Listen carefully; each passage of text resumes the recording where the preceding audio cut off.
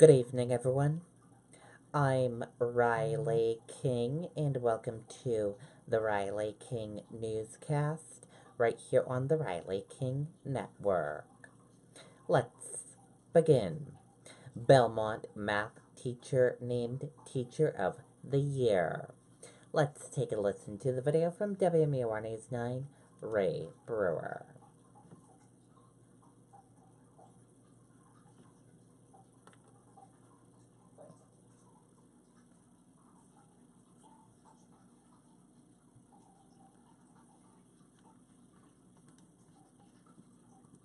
Please come forward, our Teacher of the Year.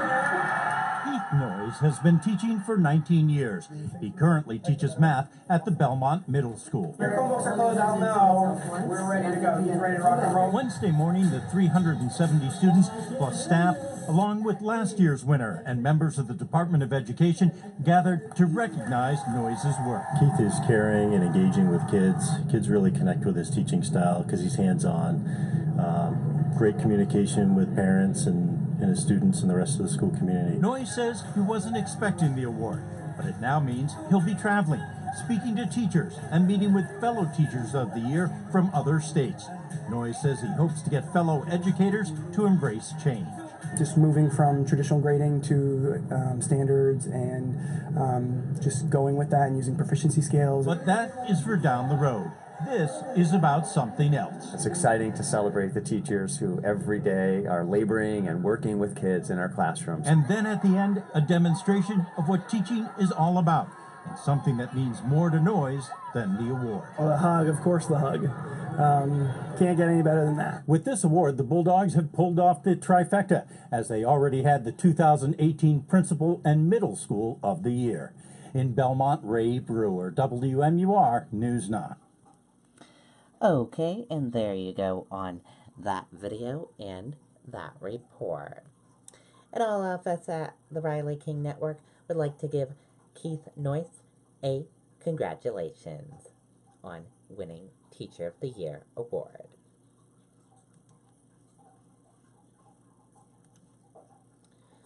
Man dead, second hurt in shooting at Wayman Apartments.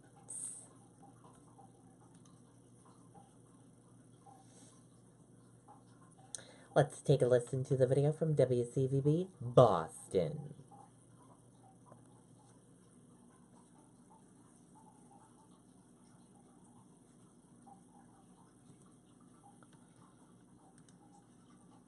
Hey. Hey.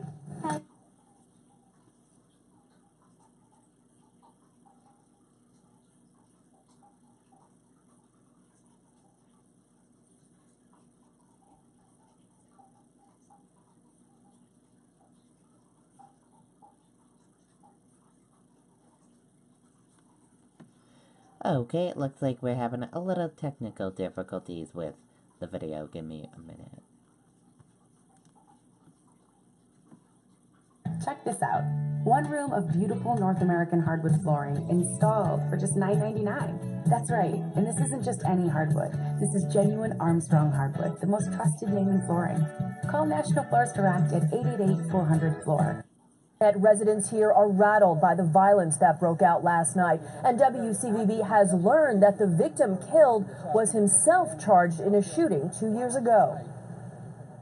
Shocking, to be totally honest. Neighbors unnerved by the double shooting at an apartment complex last night in Weymouth. Police descended on Rockaway Avenue for a report of shots fired around 9:30. They found 2 men with gunshot wounds near the entryway of a building in the complex. One of the victims did not survive. Especially over the last few months, like the third incident where guns have been involved. I have 2 little kids here, so, you know, it's a lot to have to worry about always looking over your back. The victim killed is identified as 26-year-old Nikki Gomes, who authorities say was staying at the home where the shooting took place. 2 years ago, Gomes was arrested and charged with attempted murder for a shooting outside a motel in Sharon. No one was injured. The case is still pending. Meanwhile, in Weymouth, a vehicle was towed from the crime scene under police escort as investigators try to piece together what happened. Around like 9:30? Siobhan McGee says she reported a suspicious man to police right around the time of the shooting.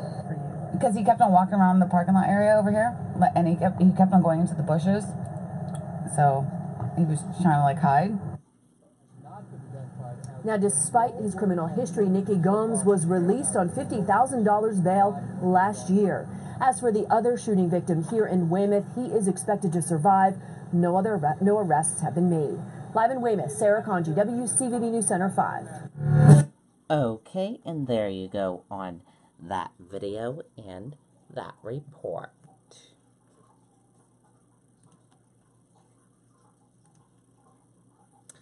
Police identify man killed in crash while getting off I-95.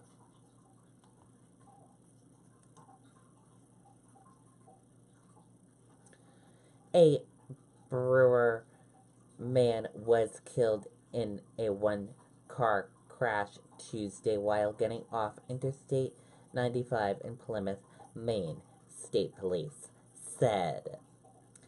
Michael Heath, 63, was killed at the crash site, police said. He was thrown from his car. Police said Heath was driving southbound on the highway when he went off the road on a curve at exit 161. He was not wearing a seatbelt, police said. Speed was a factor in the crash.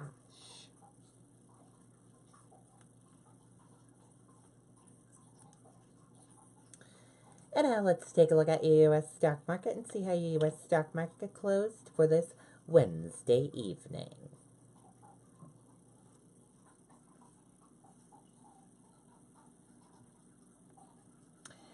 And here's a look at your U.S. stock market right now. Your Dow Jones Industrial Average closed in the red and went down. Your Nasdaq closed in the red and went down. S&P 500 closed in the red and went down. Gold closed in the green and went up. Oil closed in the red and went down. U.S. 10-year closed in the red and went down. Euro/USD closed in the green and went up. And VIX closed in the green and went up.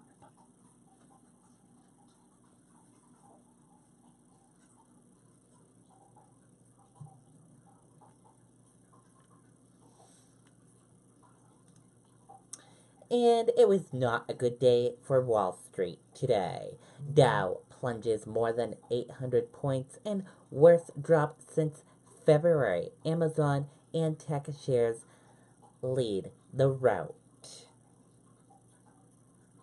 Stocks sank on Wednesday as a steep decline in tech shares and worries of rapid rising rates sent Wall Street on pace for its worst day in 8 months.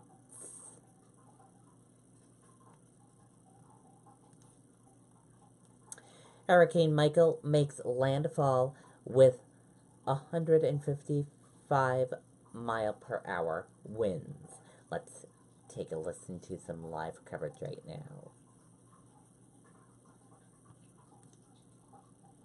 We don't have family close by who could have gotten them out, that they are able to help those who, the elderly care, who really need it, the most vulnerable in our communities. And so, David, when it comes to the days ahead, FEMA's, and the weeks ahead, I really should say, because remember, Brock Long told us earlier that FEMA expects that the power will be out for really, could be weeks in some of those hard-hit areas. And some of the images that we're seeing right now, you better believe that when those power lines come down, especially in some of those rural areas, that they could be without power for some time. Again, behind me here, just rows and rows of people, different areas of our government, coordinating with FEMA here under the Department of Homeland Security, who are coordinating right now that massive federal response that we're seeing.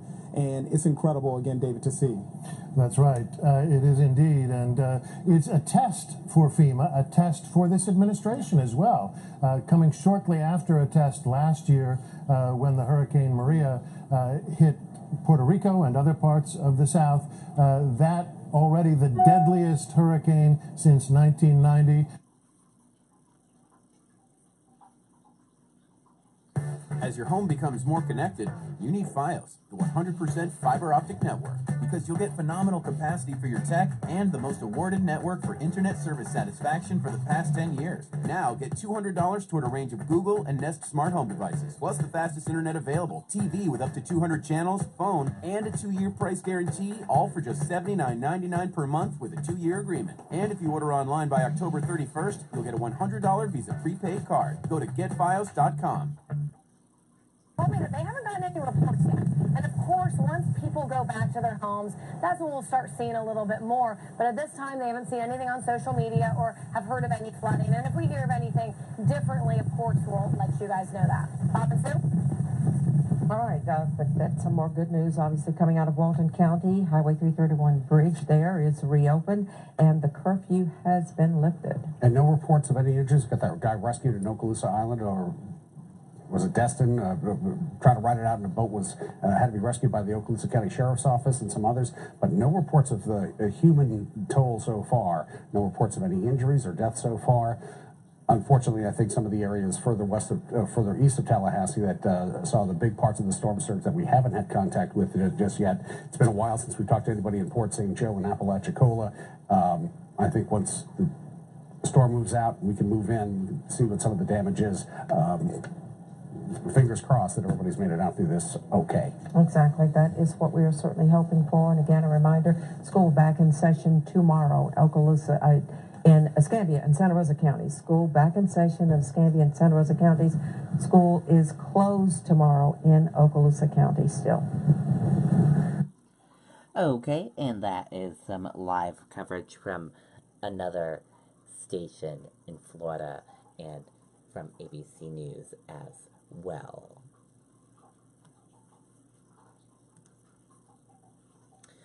Hurricane Michael, most powerful storm to hit U.S. in 50 years, tears through Florida toward Georgia.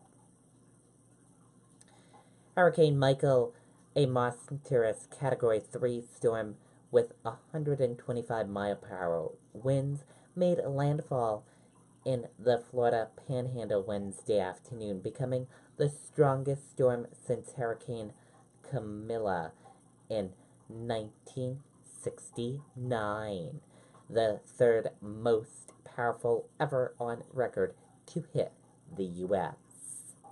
And we will keep you updated on Hurricane Michael. You can go to the Timothy Weather Center with information, and you can visit the Riley King Network Facebook page as well. And that does it for the Riley King Newscast right here on the Riley King Network. I hope you all have a great rest of your evening, and I'll see you back here tomorrow with another newscast. And I'll have a news report coming up in a little bit. Good night, everyone. Bye.